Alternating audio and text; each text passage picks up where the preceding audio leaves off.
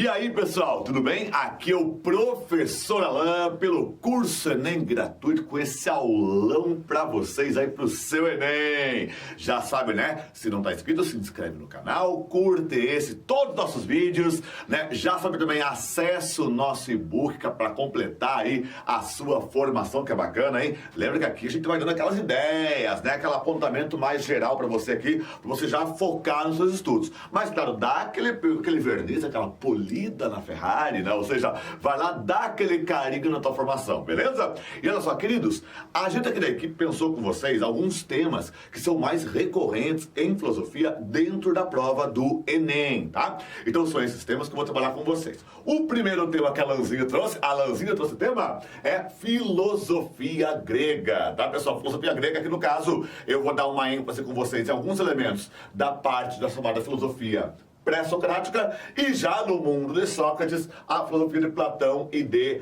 Aristóteles, beleza? Então, olha só, pessoal, pegando aqui a nossa filosofia pré-socrática, foca no nome, olha só, pré, quer dizer que vem antes que aí do Sócrates, né? O homem do só sei que nada sei, né? O homem que mandava você fazer o quê? A discussão, a dialética, né? O homem que tinha um método socrático que iniciava, inclusive, por reconhecer que, antes de tudo, não sabemos, né? Eu só sei que nada sei.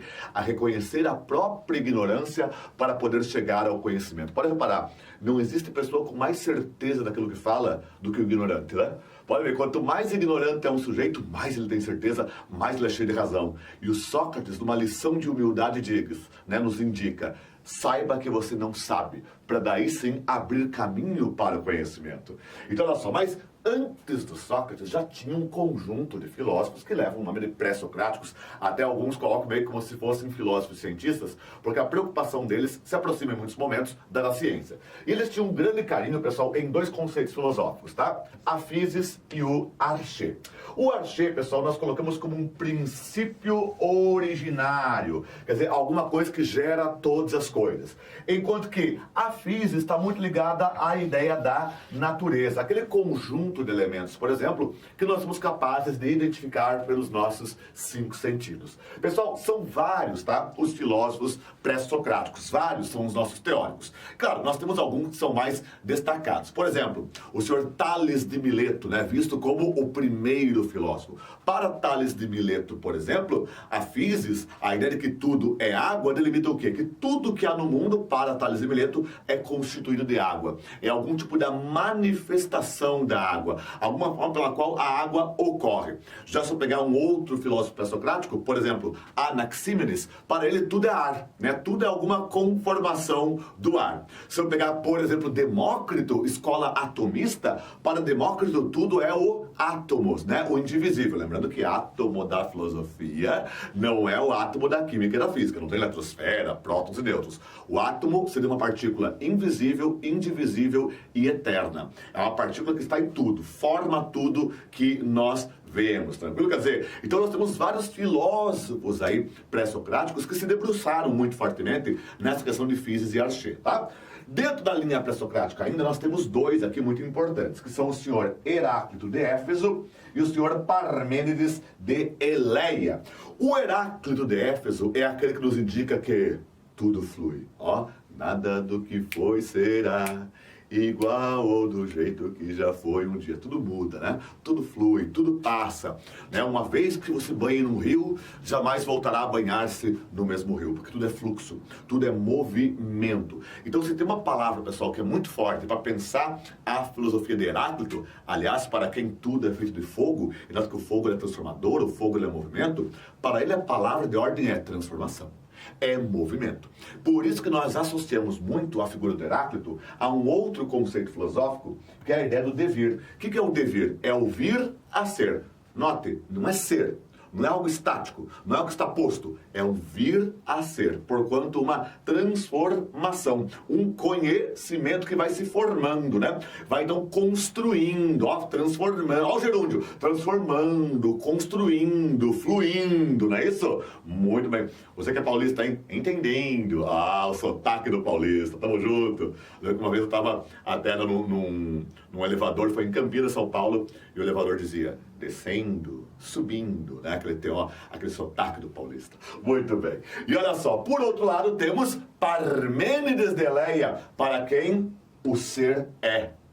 O Parmênides, pessoal, ele nos aponta o seguinte: ou o ser é, então ele pode ser pensado, ele existe, ou o ser não é, então ele não pode ser pensado, ele não existe. Então note, é aquela coisa meio shakespeariana, né, do ser ou não ser. Eu não posso ser e não ser ao mesmo tempo. Ou é o ser ou é o não ser. Ou existe ou não existe. Então note, enquanto que aqui é um vir a ser, portanto é uma transformação, é um movimento, aqui é ser, é estático, é imóvel, ok? Então aqui existe um lado estático, que é esse ser, enquanto que aqui existe um lado de transformação, de movimento, que é o devir, que é o vir a ser, beleza? Então, saindo da corrente pré-socrática, vamos já à filosofia socrática de um modo geral, né? Claro, tudo começa com Sócrates, que vai trabalhar muito a questão do conhecimento pelo método socrático, né? A ironia, a maiêutica, que são elementos da formação socrática. E, claro, o reconhecimento da própria ignorância. Porém, eu vou recorrer aqui àquele que teria sido, em tese, o grande aluno de Sócrates, né? Que é o senhor Platão. Né? Vamos lembrar, pessoal, que Platão ele escreveu várias obras muito famosas, né? A mais conhecida, A República de Platão, né? E as obras do Platão, elas foram escritas na forma de diálogos. Aliás, cuidado com uma coisa, tá? O Sócrates, ele não deixou nenhum texto escrito. Tudo que nós sabemos de Sócrates vem, sobretudo, a partir do cara que teria sido aluno dele, o Platão, tá? E o Platão, ele coloca muito de suas obras na forma de diálogos. E veja só, o Platão, ele tem como centro a chamada teoria das ideias. E o que é uma ideia? Por exemplo, a ideia é o bem, é o eterno, é o imutável, é o belo. Ok? Isso é a definição da ideia. Então a ideia para o Platão, pessoal, é uma coisa muito mais de essência. Por exemplo, eu vou te falar uma palavra agora e eu quero que você pense nela, ok? Vamos lá, maçã. Bom, se você pensou na palavra maçã, você imaginou uma maçã. Mas cada um de vocês que está assistindo a essa aula imaginou uma maçã que não é igual ao do colega. Tenho certeza disso. E as chances que você um dia encontre exatamente essa maçã na sua vida são muito pequenas. Então, essa ideia de maçã que você teve não é essa ideia. Na realidade, a ideia do Platão é uma coisa que transcende a isso. Porque essa ideia de maçã que você teve já é uma materialidade, ok? Você já imaginou aquela maçã vermelha, maçã verde, o que seja. Mas existe alguma outra ideia que é anterior a tudo isso, e é essa ideia que possibilitou que você imaginasse uma maçã. É essa ideia que possibilitou que vocês todos imaginassem uma maçã. Veja, cada um de vocês pensou uma maçã diferente, mas existiria, entre aspas, uma grande maçã que permite que vocês tenham essa ideia comum. Entende? Então a ideia traz consigo um elemento que é essencial. Ele é a essência. Tanto que aí, isso inclusive vem discutido aonde? No famoso mito da caverna. Lembra que nesse mito da caverna, pessoal, eu tenho dentro da caverna, que é o momento onde você se encontra preso aos sentidos, né? Era a visão, né? O mito da caverna tinha escravos presos no fundo da caverna, e eles não conseguiriam ver nada além do que? Das sombras projetadas na parede da caverna. Eles só viram sombras a vida inteira. Então, para eles, a visão, ó, sentido, a visão, lhes informava que a realidade eram as sombras, né? Mas um dia um deles escapa da caverna e ao sair da caverna, ele é impactado pela luz. Ele fica ofuscado, porque a luz é aquela verdade, é o sumo bem, é a verdade do sol. Ou seja, ele atingiu um outro mundo, onde não é mais as coisas do sentido, são as coisas da ideia, as coisas da razão. Então, por exemplo, fora da caverna, onde você se liberta para a luz, para a verdade, para o sol, fora da caverna é o mundo das ideias, o mundo inteligível. Anota aí, tá? Pode ser mundo das ideias ou mundo inteligível, o mesmo nome. Já dentro da caverna é o espaço dos sentidos, é o mundo sensível ou o mundo material. Enquanto que fora da caverna é o espaço da filosofia, da ciência, do verdadeiro conhecimento, dentro da caverna, onde você não raro é enganado pelos sentidos, é o espaço do quê? É o espaço da opinião. É o espaço dos conhecimentos não formais, percebe? Por exemplo, opinião. Opinião, cada um tem a sua. E muitas vezes nossas opiniões se provam erradas. Agora, ciência é ciência. Ciência é argumentada em fatos. Ciência apresenta resultados. Né? Não é como uma discussão em boteco. Não é isso? Quer dizer, então, enquanto dentro da caverna nós temos o espaço da opinião, o espaço de conhecimentos não formais, o espaço dos sentidos, onde não raro somos enganados pelos sentidos, fora da caverna, ok? Nós temos justamente o quê? O espaço da ideia, né? O espaço do inteligível. E aliás, para Platão, lembrando, né? O mundo sensível ou o mundo material, esse que nós habitamos, seria na prática nada mais, nada menos do que uma cópia imperfeita do mundo das ideias. Beleza? Muito bem. Outro elemento que temos aqui é Aristóteles, que por sua vez, além de ter sido professor de Alexandre o Grande, também teria sido, sabe o quê? Aluno do Platão. E o senhor Aristóteles é chamado de o pai da lógica. A lógica, né? A lógica, ela passa por N situações na nossa vida. Se você pensou em matemática, beleza, faz parte da lógica, mas não só, né? Várias coisas usam lógica. A sua redação, ela usa uma estrutura lógica. Convenhamos, se você começou falando de maçãs na sua redação, aí resolveu maçã, maçã, maçã, maçã, maçã. Aí no final vai lá e coloca assim, né? Mas eu gosto do método de banana. Pô, tu zerou a redação. Tu fugiu da lógica, da estrutura do texto, percebe? Quer dizer, a lógica, ela participa de toda a nossa construção, tá certo? Agora, um elemento lógico do Aristóteles é a questão do silogismo. O que é o silogismo? A lógica silogística. Pessoal, o silogismo é sempre feito por uma premissa geral ou premissa maior, que é um argumento maior, uma premissa menor ou particular, que é um argumento mais localizado, e a sua conclusão. Então existe aqui, pela lógica do silogismo, um raciocínio dedutivo inescapável. Você tem que chegar àquela conclusão. Então, por exemplo, eu sempre uso esse exemplo com meus alunos. Eu falo assim, né? Vamos lá. João é homem, tá? Ou melhor, vamos colocar assim, então. Vamos lá, vamos mudar a ordem aqui. Colocamos assim, ó. Todo homem é mortal. Notou uma coisa, ó? Todo homem é mortal. Então eu peguei um grande conjunto homem. Todo homem é mortal. É um grande conjunto. Premissa maior, premissa geral. Aí eu vou lá dentro desse grande conjunto homem e pesco um homem, o João. Aí eu falo assim, ó. João é homem. Olha só. Se dentro desse conjunto homem todos são mortais e o João é homem, conclusão, João é mortal. Notou isso? Porque eu fui lá no grande conjunto, premissa maior ou geral, todo homem é mortal. Busquei uma premissa menor ou particular, que é o João. E o João, que pertence ao conjunto dos mortais, obrigatoriamente tem que ser o quê? Mortal. Beleza? Quer dizer, veja, é uma conclusão necessária, né? Eu tenho uma premissa maior ou geral, aí eu tenho uma premissa menor ou particular, e eu tenho a necessária conclusão da relação entre essas duas premissas. Isso é um exemplo de silogismo, tá? Outra coisa que o Aristóteles também deu muito carinho, pessoal, é a classificação dos seres, tá? Então ele vai sempre tentar pensar os seres em relação à categoria, à substância. Ele vai, inclusive, colocar que nós temos categorias acidentais e categorias essenciais. Quer dizer, coisas que pertencem à nossa essência e coisas que nós nos transformamos. Por exemplo, se uma pessoa vai lá e pinta o cabelo, isso não é essencial, isso não define aquela pessoa. Aquilo é acidental, ela pintou o cabelo, mas ela não é aquela cor de cabelo. Ok? Outra coisa que o Aristóteles fala muito, a relação de ato e potência, né? Por exemplo, ato e potência. Se eu pegar o ato, é o momento atual, o momento presente de um ser. A potência é aquilo que esse ser pode se transformar. Por exemplo, um pintinho, tá? Um pintinho, piu, piu, piu. Um pintinho, então, esse pintinho, ele é o ato de uma galinha, né? Quer dizer, ele é o ato. Naquele momento ele é um pintinho, mas a potência dele é transformar-se em uma galinha, percebe? Eu tenho o ato, pintinho, e a potência, aquilo que ele pode ser no futuro, aquilo que ele pode se realizar.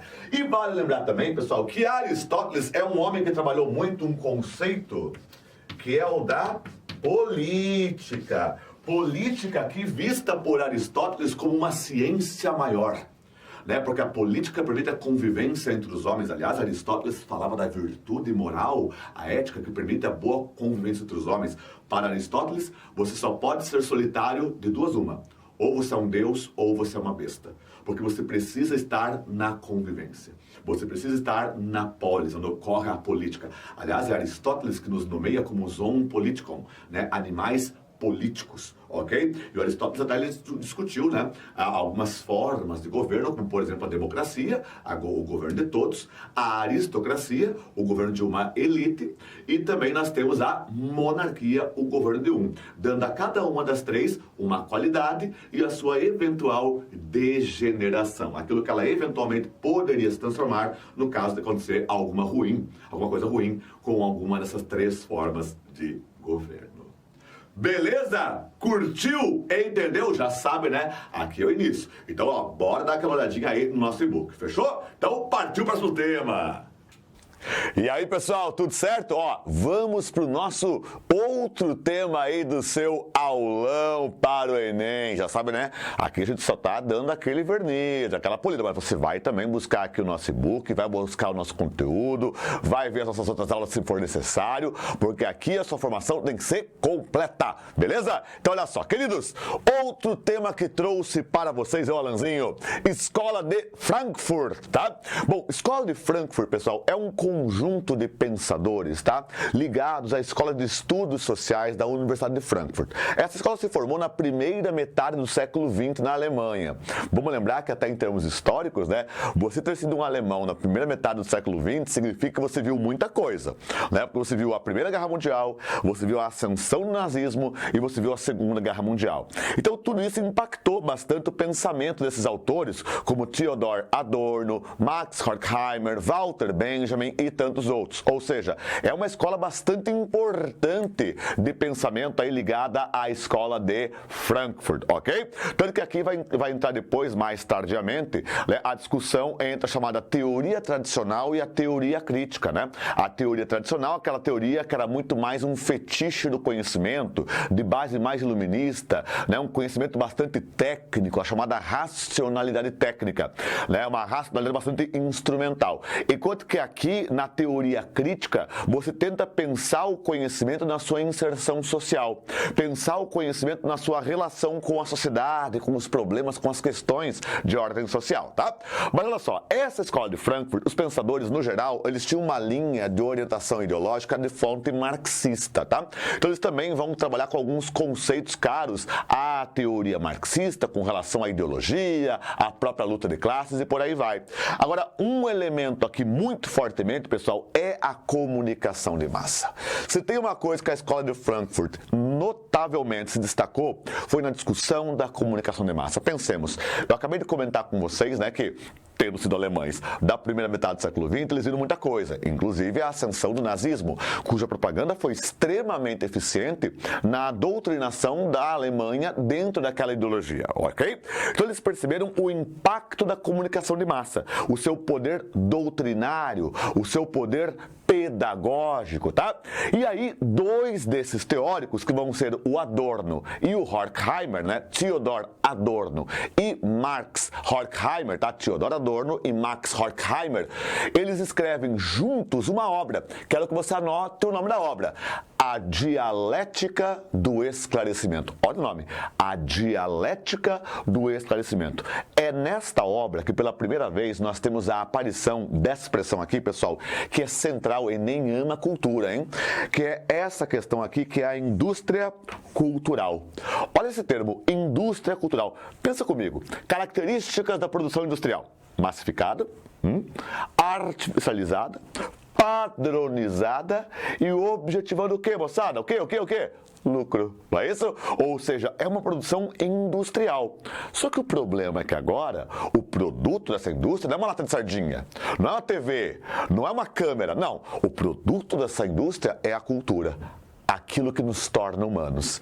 Lembre, tire de um ser humano a sua cultura e o que sobra é um chimpanzé pelado. É isso que nós somos. Sem cultura, somos um bando de chimpanzés pelados. É a cultura que nos diferencia. É a cultura que nos identifica. Só que agora ela é um produto. Então, quando eles falam dessa indústria cultural, eles não falam elogiando, tá, gente? Eles falam criticando. Porque para eles, essa indústria cultural teria criado um tipo de cultura alienada. Um tipo de cultura acrítica. Um tipo de cultura descompromissada de fato com as questões sociais. É uma cultura que tem no seu horizonte o lucro. Pode até ser que às vezes ela discuta temas sociais, pode até ser que às vezes ela discuta temas críticos, mas sempre com vistas ao lucro. Agora, claro, como eu sempre falo em aula, né, lembre que a indústria cultural ela pode ser alienante, pois ela nos aliena, ela nos torna acríticos. Agora, não ache você que a indústria cultural é por si, ela alienada. Não é, porque a alienação também pode ser um projeto. Por exemplo, poder de escolha. Será que você é livre para escolher aquilo que você assiste? Ou você apenas escolhe entre as opções que ela te deu? Percebeu a ideia? Ou seja, na prática, você não tem uma liberdade de escolha dos produtos culturais. Você escolhe entre os produtos que ela própria te deu. Ou seja, dane-se qual é a sua escolha, ela sempre sai ganhando. Então, é uma indústria que cria uma cultura muito plastificada, descaracteriza, ela é acrítica, né? Ela não tem uma base social, ela é profundamente ligada ao lucro, à obtenção desse lucro. Então, eles fazem uma crítica bastante contundente aí a esse tipo de produção, beleza? Outra coisa que eu trouxe para vocês aqui, outro assunto, é o senhor Michel Foucault, um dos queridinhos nas ciências humanas. Eu te falo de cara, um dos queridinhos das ciências humanas. Alô, hein?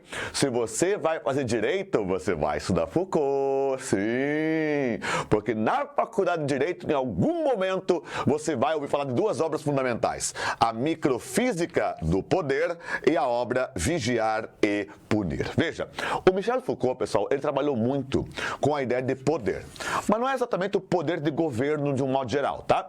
O Michel Foucault, ele dá um carinho, sobretudo, na questão do poder do nosso dia a dia. O poder de quem delimita na sua vida o que é normal e o que é patológico.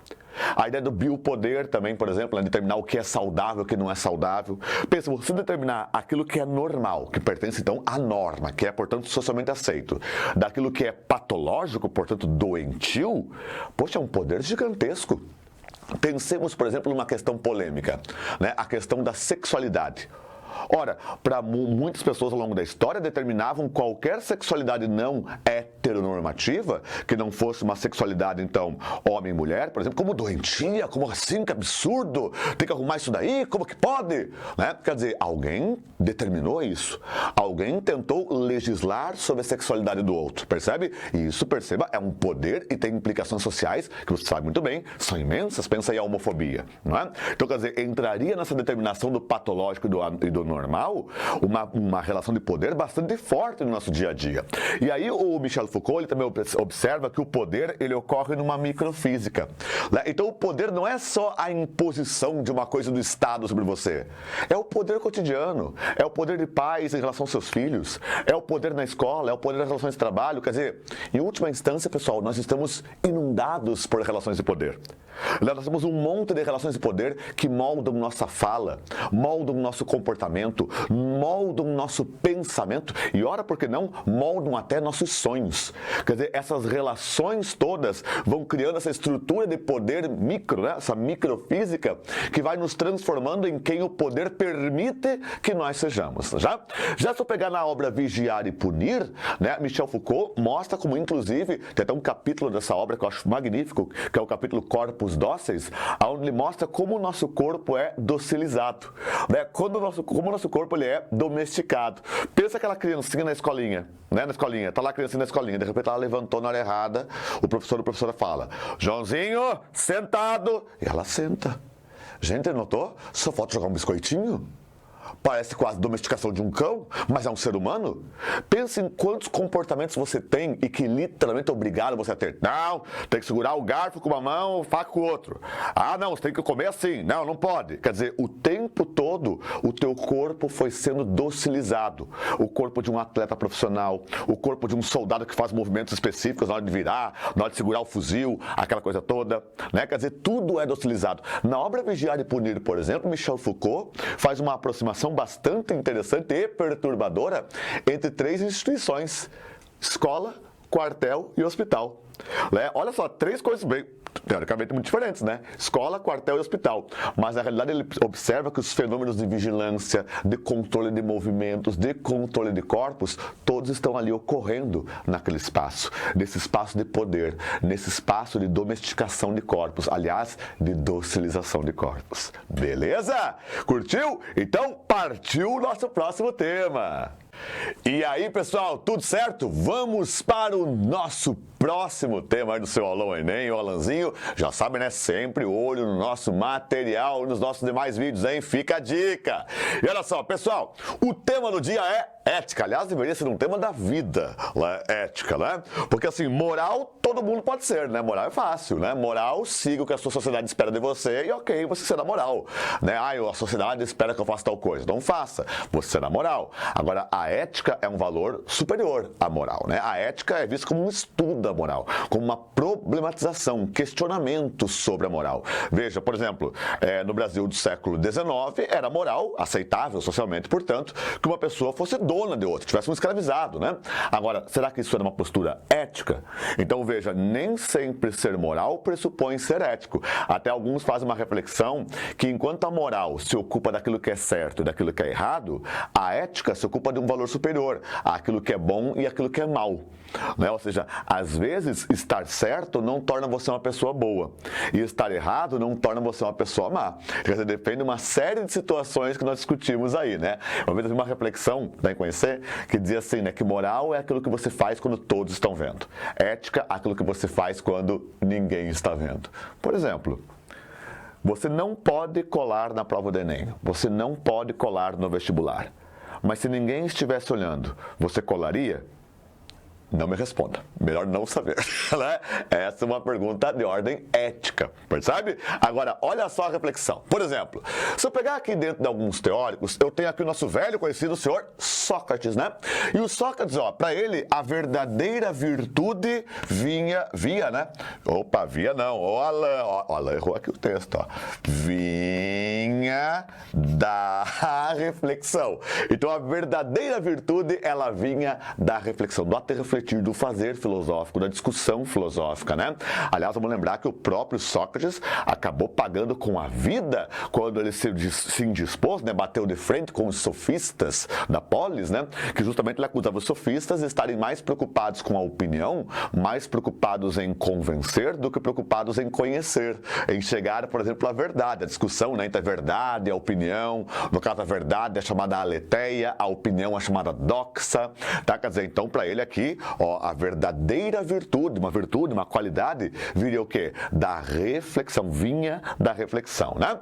Já para o senhor Platão, nosso aluno do senhor Sócrates aqui, ó, a ética a partir da parte racional da alma, ou seja, da nossa alma, da nossa razão, aonde habitam as ideias, lembra? Mundo das ideias, superior, mundo sensível ou material, inferior. Mundo das ideias, superior ou inteligível, né? Mundo sensível, material, inferior, né? Imperfeito. Então, lá da razão, do campo das ideias, onde habitam as ideias, dali viria o nosso comportamento ético. Até o nosso glorioso Platão, ele faz uma reflexão muito interessante, lá na obra A República, sobre a questão do anel de Giges, né? Onde ele mostra um cidadão lá que tinha um anel que permitia a ele ficar invisível. E aí a reflexão que ocorre ali é, veja, se você pudesse ser invisível, quer dizer, você poderia fazer qualquer coisa mesmo no mundo, e ninguém saberia que foi você, o que impediria você de cometer um crime? O que impediria você de fazer algo errado? O que impediria você de cometer maldades por aí e passar impune? Percebe a ideia?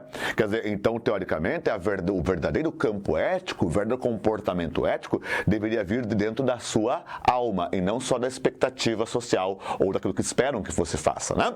Já se eu pegar, por exemplo, aqui um outro campo ético, já séculos à frente, né, na chamada ética utilitarista, aqui eu entro com o utilitarismo britânico. Moçada, se liga nisso, tá? Utilitarismo britânico, portanto, é Inglaterra, o foco da ética utilitária. Aqui, por exemplo, nós temos a figura de Jeremy Bentham, o cara do panóptico de Bentham, entra aqui. Nós temos a figura de David Hume, filósofo escocês, mais ligado aí à escola britânica de filosofia, e a figura destacadíssima de John Stuart Mill, né? O foco principal, pessoal, da filosofia utilitarista é essa aqui, ó. a chamada, é esse aqui, né? A maior felicidade. Ou seja, nós devemos pautar nossas ações não imediatamente por aquilo que nos é bom, por aquilo que nos faz feliz, mas sim dentro daquela ideia de maior felicidade. Perceba, se eu pertenço a um conjunto, né? Então, se eu pensar nesse conjunto, o conjunto estará feliz. E como pertenço eu a ele, também eu ficarei feliz. Agora, se eu pensar de modo egoísta, pode ser que por um breve momento fique eu feliz, mas logo depois talvez a infelicidade me acometa, né? Ou seja, é preciso pensar numa coisa maior. Por exemplo, o nosso direito, né?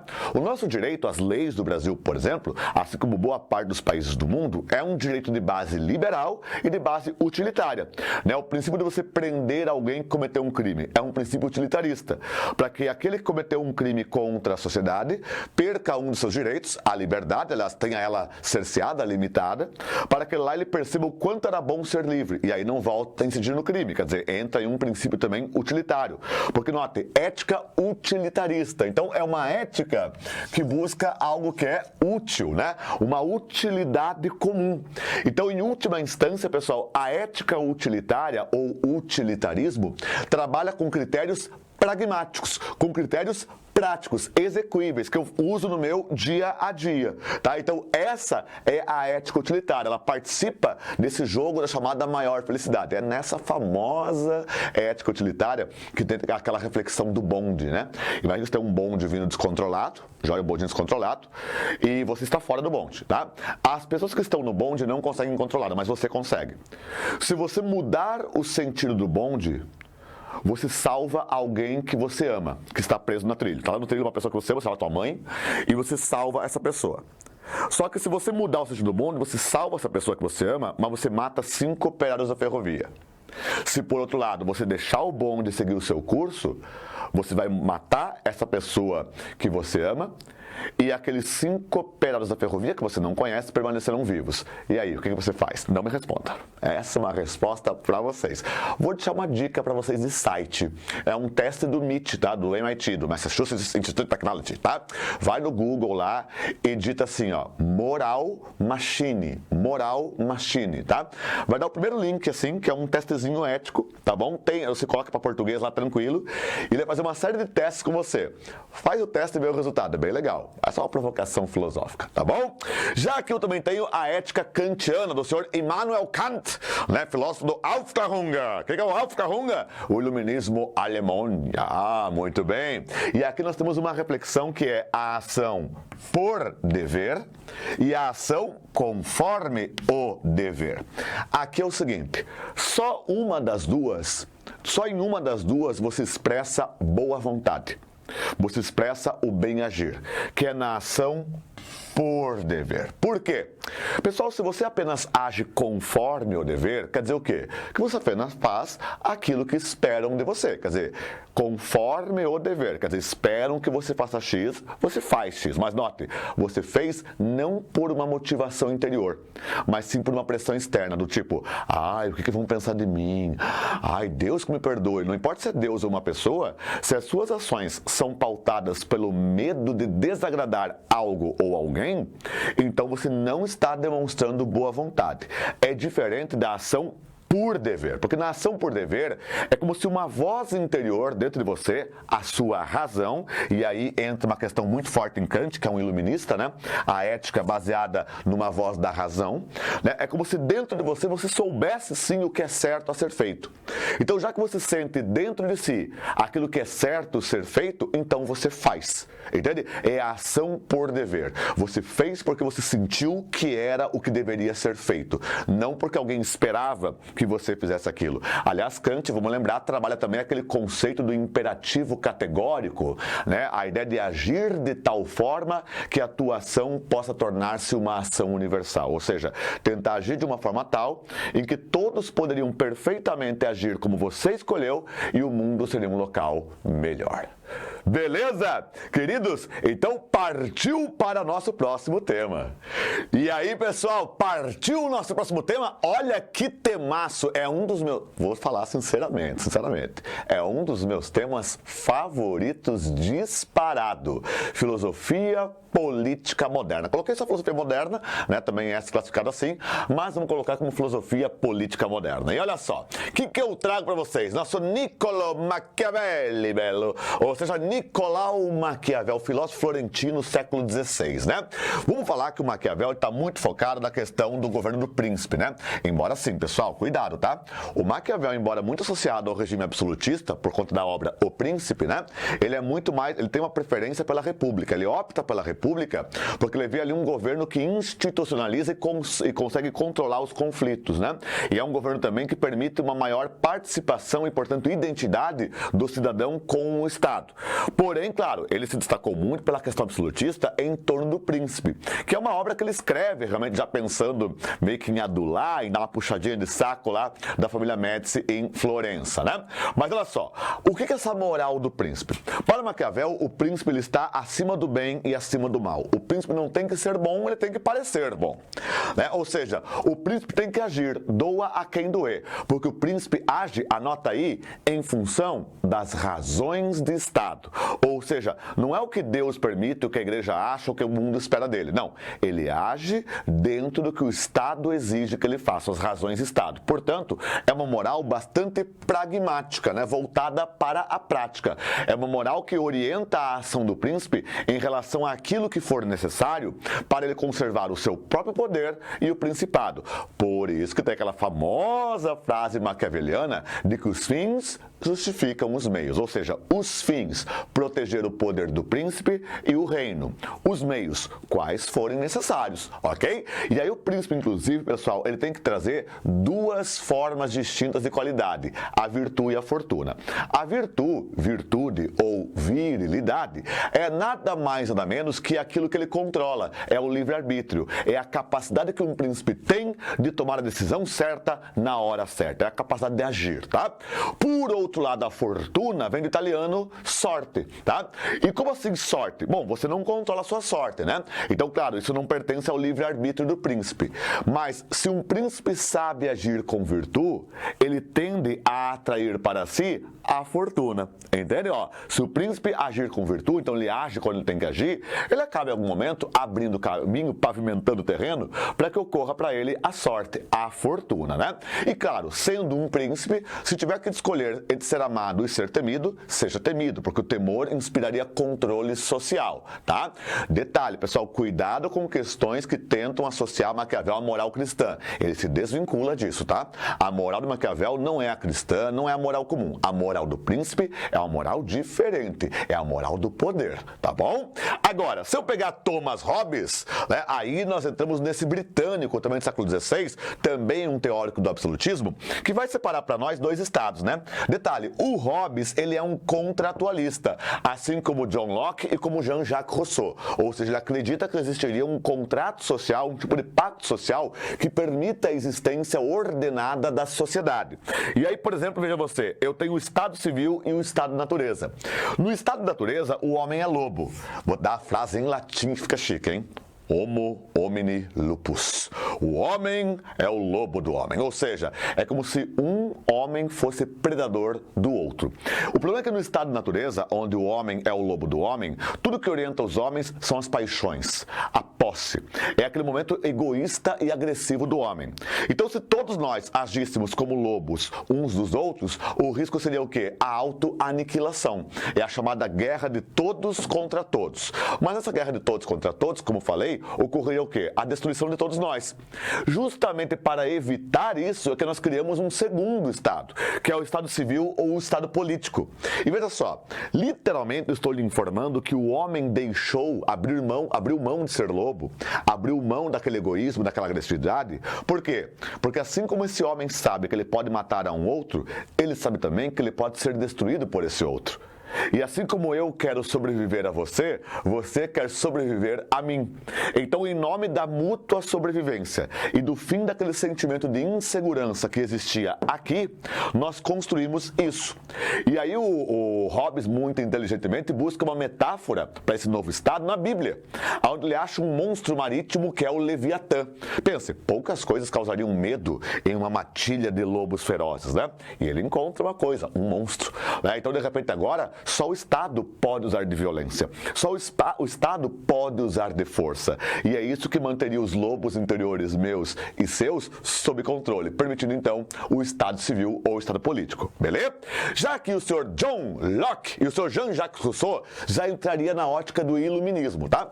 Aqui eu tenho muito mais um absolutismo. Aqui o poder não pode ser questionado e o poder não pode ser revogado. Aqui o poder pode ser questionado e pode ser revogado, sim, tá? Porque, veja, o John Locke, por exemplo, ele trabalha o Estado sob a ótica de um garantidor de direitos, né? Então, a função do Estado, a razão pela qual o Estado existe, é garantir os direitos naturais do homem. Quais são os 3 direitos? Vida, liberdade e propriedade. E é nessa ordem, tá? É vida, abaixo a liberdade e abaixo a propriedade. Porém, o Locke, ele parte do pressuposto que o homem, no estado de natureza, é um proprietário de si. Ou seja, a primeira posse que você tem que ter, pessoal, não é a posse de um objeto qual seja. A primeira posse que você tem que ter é a posse de si, a sua posse. Porque se você não for dono de si, quer dizer que alguém é. E se alguém for seu dono, você então é um escravo. E escravo não tem nada dele, tudo pertence ao seu senhor. Então, se você é dono de si, aí você pode ter o quê? Aí você pode ter propriedade privada. Então, olha que interessante. Se eu posso dizer que eu tenho coisas minhas, não é só um bem material que eu possuo, mas também é um símbolo de que eu sou dono de mim. Portanto, ter propriedade privada também é um símbolo de liberdade. Entenderam? E o Estado tem a função de garantir isso. Se um Estado não mais garante a vida, a liberdade e a propriedade dos seus cidadãos.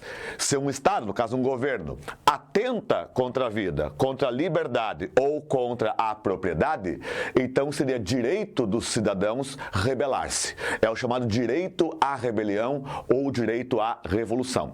Esse, inclusive, foi o campo ideológico que orientou a Revolução Americana ou independência dos Estados Unidos, lá entre 1776 e 1783. Aquelas delícias da história, né? Veja você, a mais importante colônia inglesa no mundo, tornou-se independente da Inglaterra, tendo como arcabouço, como ideias, o quê? As ideias de um inglês chamado John Locke, beleza? Já que o senhor Jean-Jacques Rousseau, o Rousseau, né? Então, ele coloca o Estado, como um legitimador da desigualdade. Ou seja, olha que interessante, enquanto que o Locke tem uma visão, certo ponto, positiva de Estado, porque ele garante direitos, o Rousseau tem uma visão, certo ponto, negativa de Estado, porque ele legitima desigualdades. Veja, para o Rousseau, há 2 desigualdades. Uma que é físico-natural, ser alto, ser baixo, gordo, magro, que não nos causaria infelicidade, de acordo com ele. E outra desigualdade é artificial, que é social ou política. Essa sim nos causa infelicidade. Por exemplo, quem manda, quem obedece, quem possui, quem não possui. Veja, nenhum de vocês nasceu nem para mandar, nem para ser mandado. Nenhum de vocês nasceu nem para ter e nem para não ter. Você nasceu. Todo esse conjunto de comando, propriedade, são coisas que os homens criaram. E note que ao longo da história humana, eu nunca ouvi falar de uma guerra que começou porque alguém era alto e alguém era baixo. As guerras sempre começaram pelo quê? Pela luta, pela posse de alguma coisa. Ou pela posse de poder, ou pela posse de propriedade. Percebe? Então, aquela frase que todo mundo associa a Rousseau. O homem nasce bom e a sociedade corrompe. Na verdade, a frase não é bem essa, tá?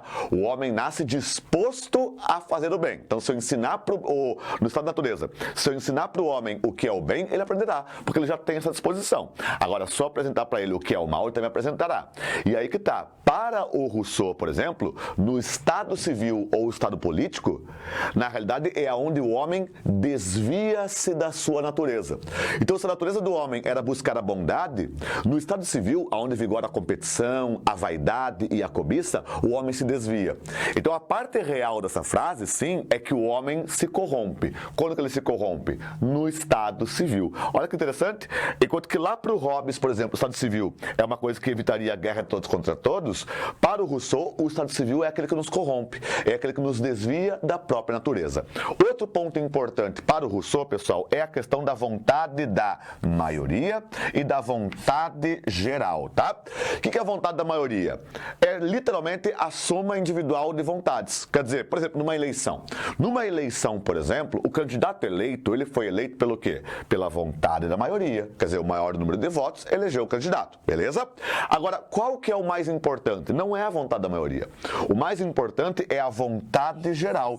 Porque a vontade geral é uma vontade que emerge do corpo cívico da cidadania. Em que sentido? Veja, o candidato mais votado, ele torna-se o governante. Mas a vontade geral é a percepção, é o entendimento que todo mundo tem, seja aqueles que votaram no candidato vencedor, seja aqueles que votaram no candidato perdedor, que ao final do processo eleitoral o país tem que ter o quê? Tem que ter um governo. Percebeu a ideia? Quer dizer, uma vontade elege alguém. Ok, vontade da maioria, elegeu. Mas a vontade geral é soberana, porque o entendimento é a concepção que todos têm de que ao final de tudo precisamos de governo. Beleza? Tranquilo? Então partiu o próximo tema. E aí, pessoal, tudo certo? Partiu nosso mais um tema aí do nosso aulão pro seu Enem.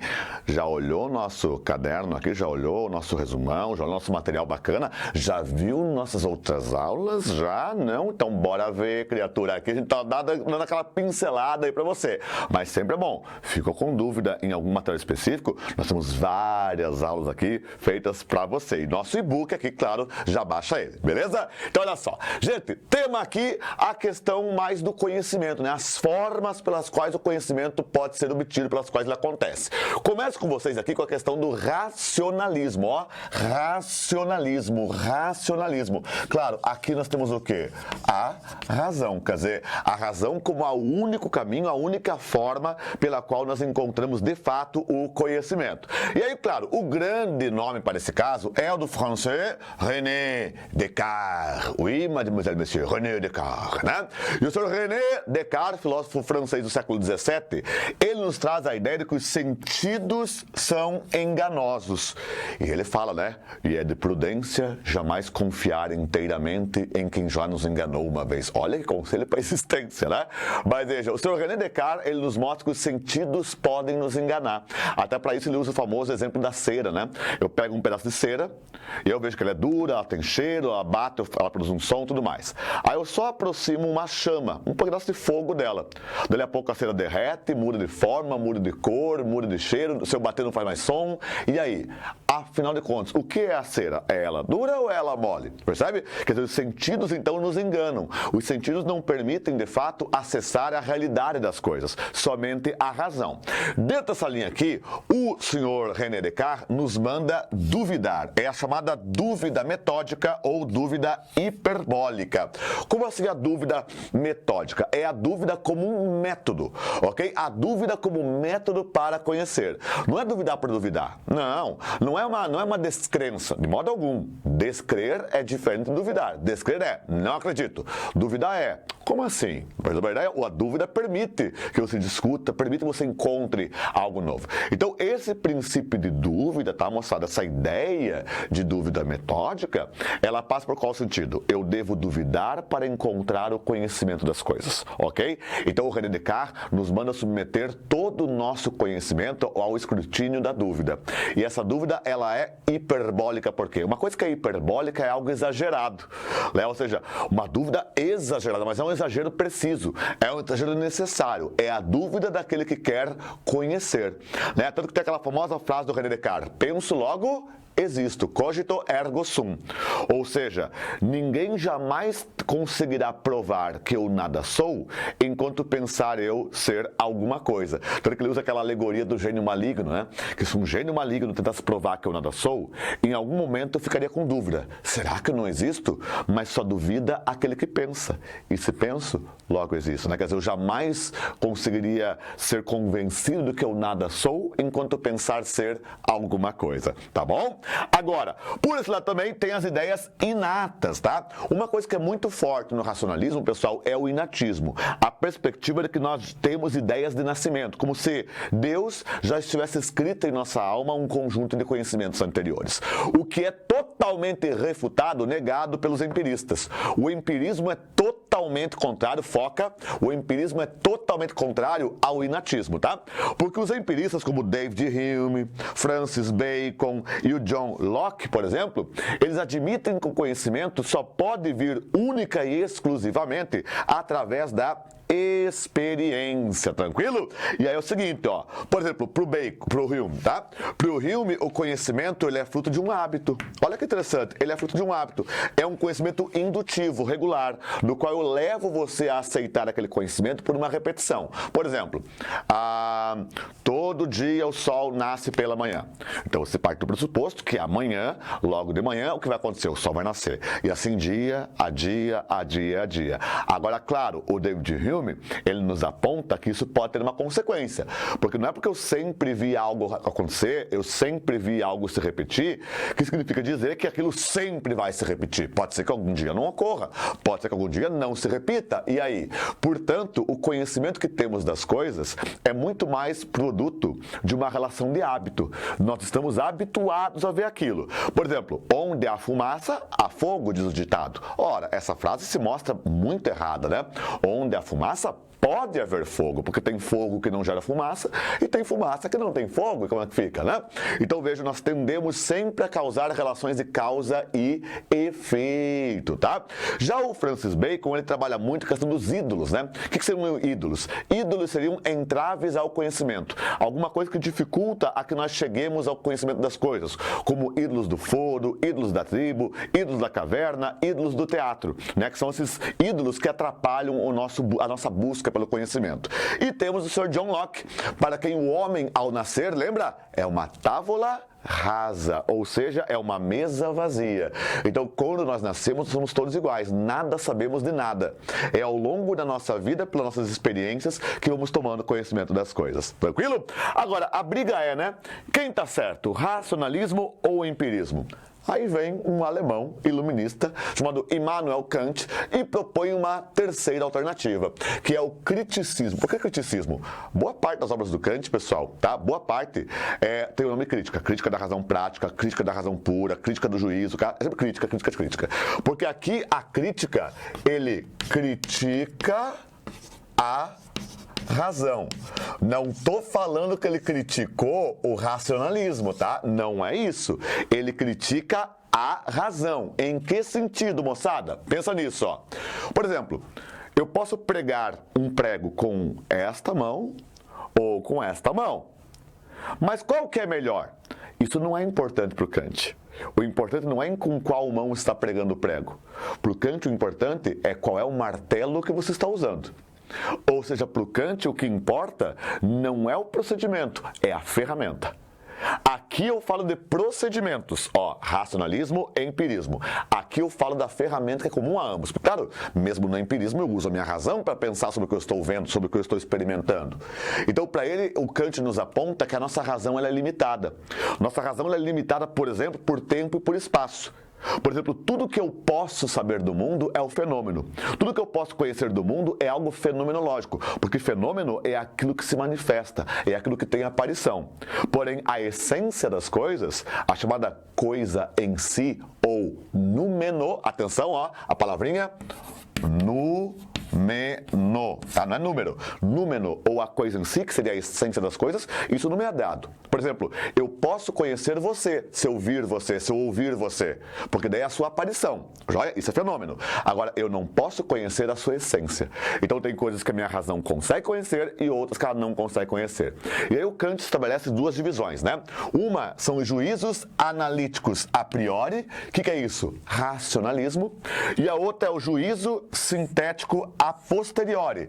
O que é isso? É literalmente o empirismo. Ou seja, juízo analítico a priori para o Kant é o nome bonito que ele dá para isso aqui, ó, para o racionalismo.